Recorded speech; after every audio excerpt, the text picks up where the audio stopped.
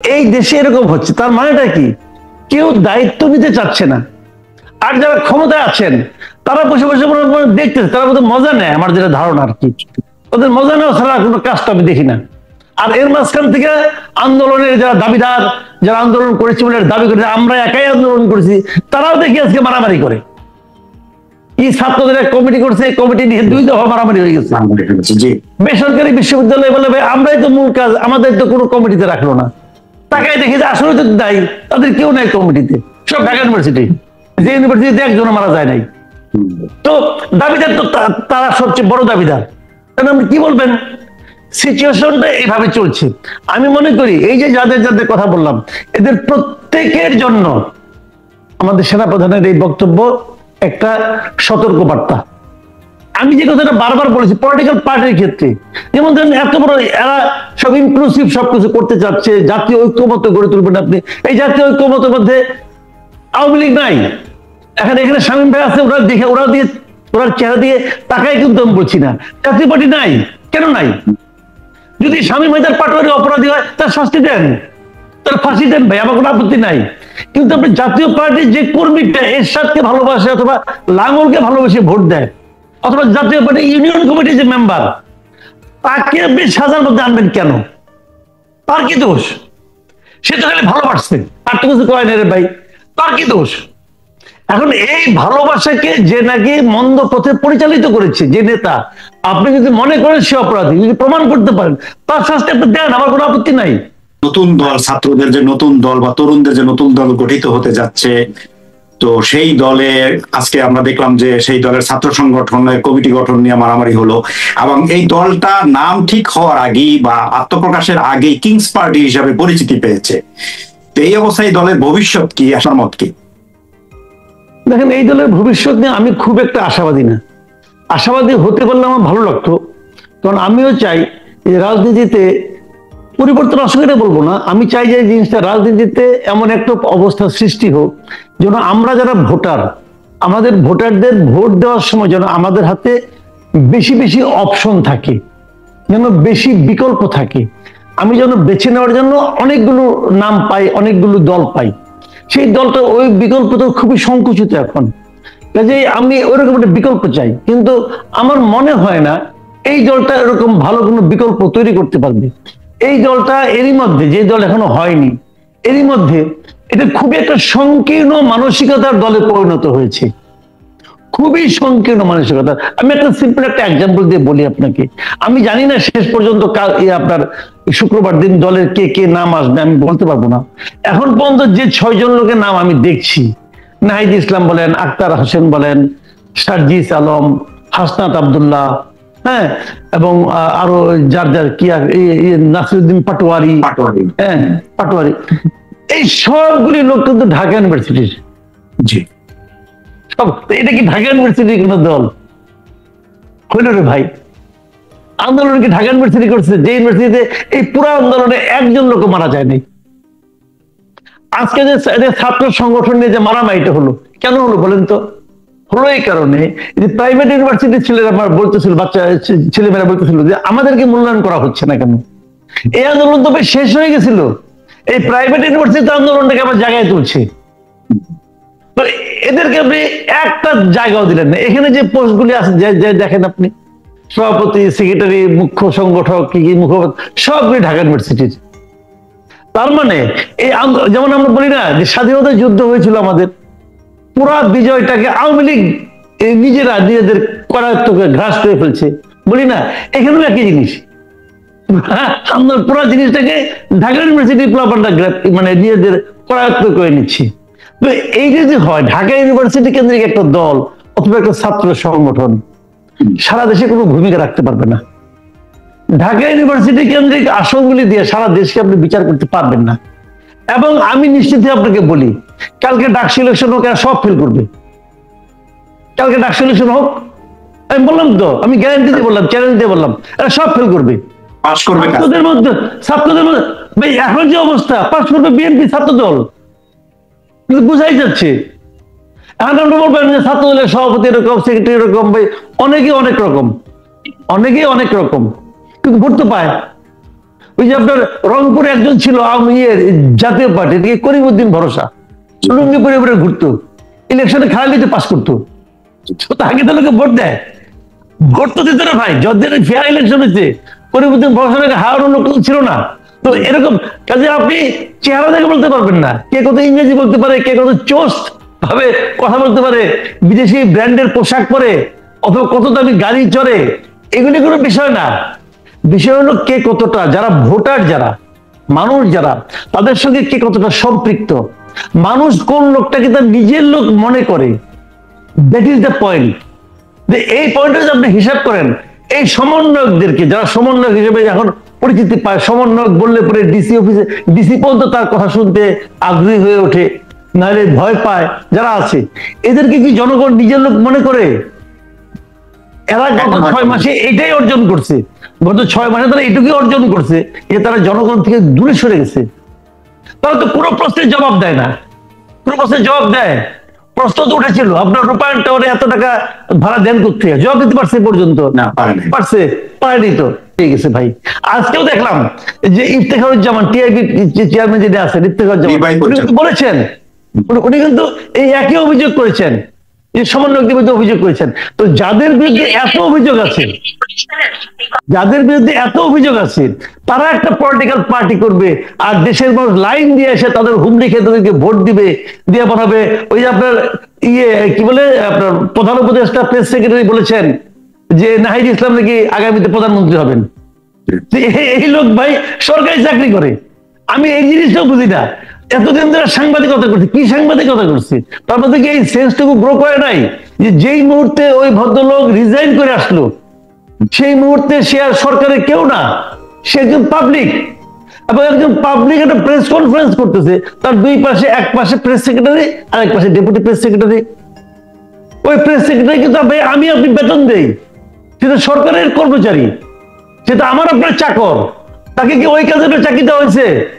তুমি যে আগামী দিনে প্রাইম মিনিস্টার পাশে দিয়ে বসো, তুমি যে তাকে বলো যে আপনি আগামী দিনে প্রাইম মিনিস্টার হবেন, এটা বলার জন্য?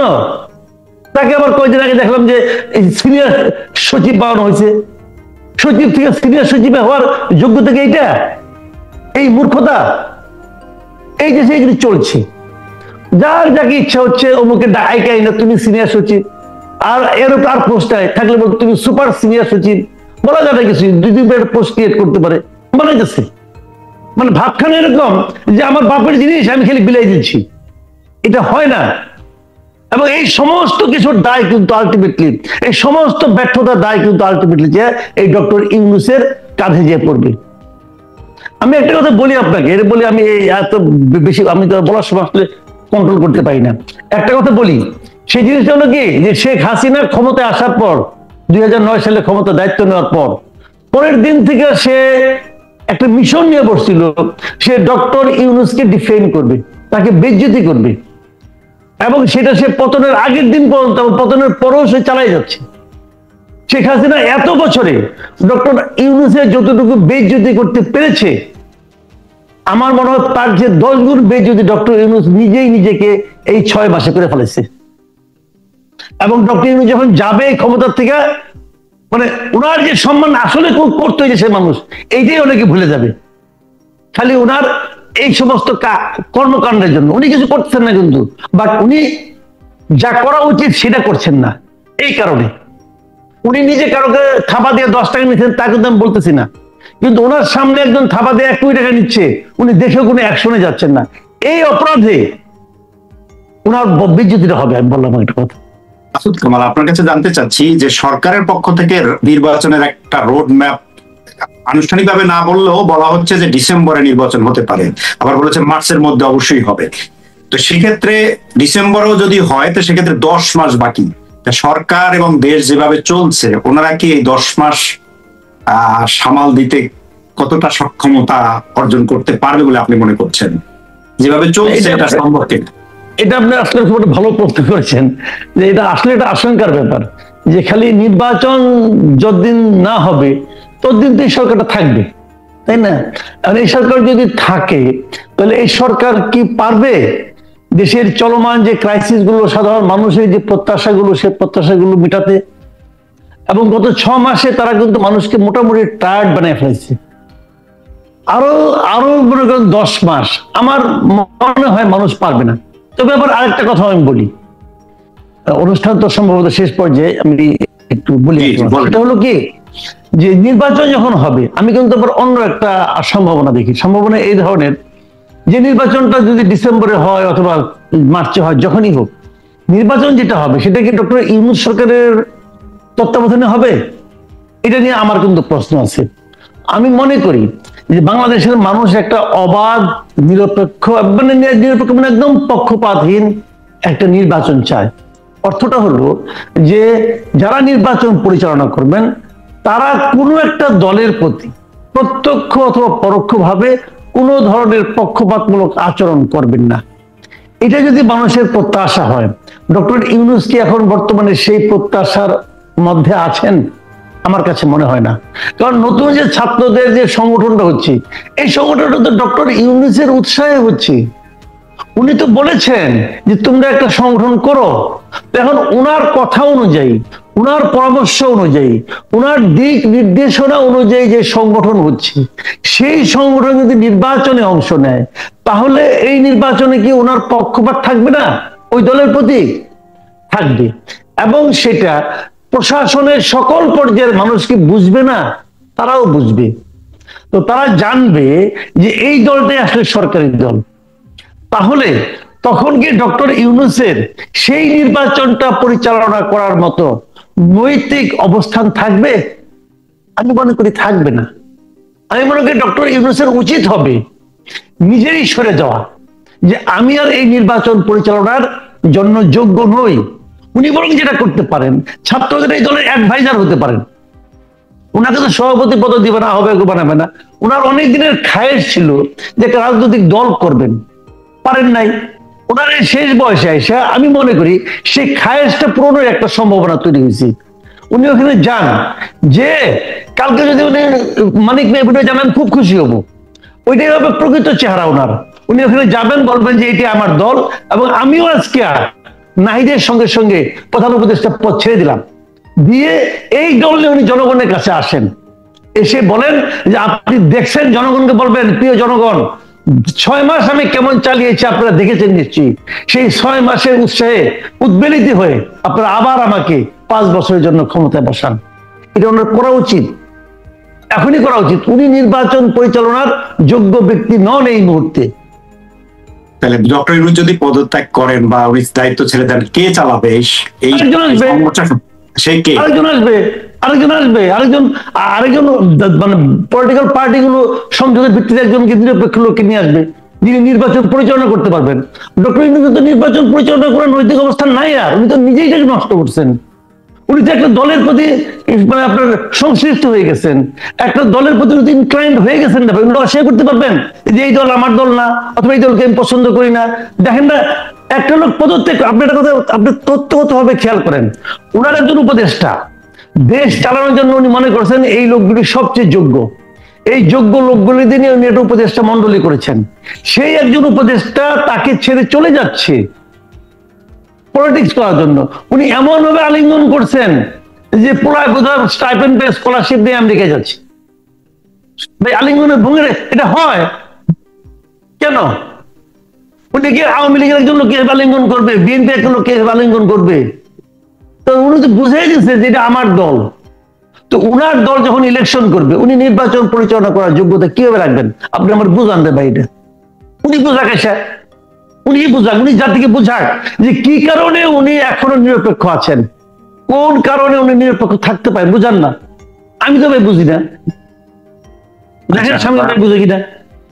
বিএনপি বলতেছে যে এখন যদি জুন জুলাই মাসে অথবা জুলাই আগস্ট মাসে নির্বাচন হয় তাহলে তো আইন শৃঙ্খলা পরিস্থিতি ঠিকঠাক মতো হবে না, এই সরকার এটা ম্যানেজ করতে পারবে না, হ্যান পারবে না, ত্যান পারবে না, এগুলো বলতেছে। আবার দেখেন এই বিএনপি কয়েকদিন আগে বলছিল না অগাস্ট মাসে নির্বাচন চাই, বলছিল না? তখন কেমন করে বললো? তখন কিন্তু আইন শৃঙ্খলার সমস্যা হয় নাই। আজকে সরকার ঘোষণা দেয় যে জুলাই মাসে জাতীয় নির্বাচন হবে, তখন আর বিএনপি আইন শৃঙ্খলা কোনো প্রশ্ন করবে না। ভাই মোদ্দা কথা হলো যে বিএনপির অন্য মতলব, বিএনপি বক্তব্য বলে এখন জাতীয় নির্বাচন আমি পাশ করব, পাশ করে নিয়ে পরে স্থানীয় নির্বাচনে স্থানীয় সরকারে সবগুলি জায়গায় আমি আমার লোক বসাবো। এটা সোজা হিসাব। আমরা তো বিএনপি আওয়ামী লীগকে চিনি রে ভাই, এটাই করবে। কোন কোন বিএনপি লিডার বলতেছেন যে আগে স্থানীয় নির্বাচন হলে নাকি জীবন দিয়ে দিবেন।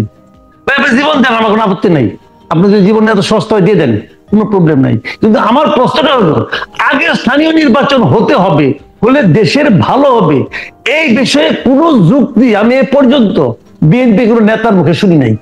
খালি বলে আগে স্থানীয় নির্বাচন হবে না, হতে দেওয়া হবে না, এগুলি বলে। কিন্তু কেন হবে না, হলে কি ক্ষতি হবে দেশ এবং জাতির, এটা আর কেউ বলে না। আমি মনে করি আগে যদি স্থানীয় সরকার নির্বাচনটা হয়, নির্বাচন কমিশনও একটা ট্রায়াল ম্যাচ খেলার সুযোগ পাবে, নির্বাচন কমিশনও তাদের সক্ষমতাটা যাচাই করার সুযোগ পাবে। আমি মনে করি এটা ভালো হবে। যদি স্থানীয় নির্বাচনটা ভালোভাবে করতে না পারে এই ইলেকশন কমিশন, তখন আমরা বলতে পারবো ইলেকশন কমিশন পারলো না, আরেকটা ইলেকশন কমিশন আনো। কিন্তু সেটাকে টেস্ট হতো। কিন্তু কেন বিএনপি চায় না, এটা বিএনপি ভালো বুঝে। আমি যতটুকু বুঝি এতে বিএনপির প্রতি আমার শ্রদ্ধা বাড়ে না।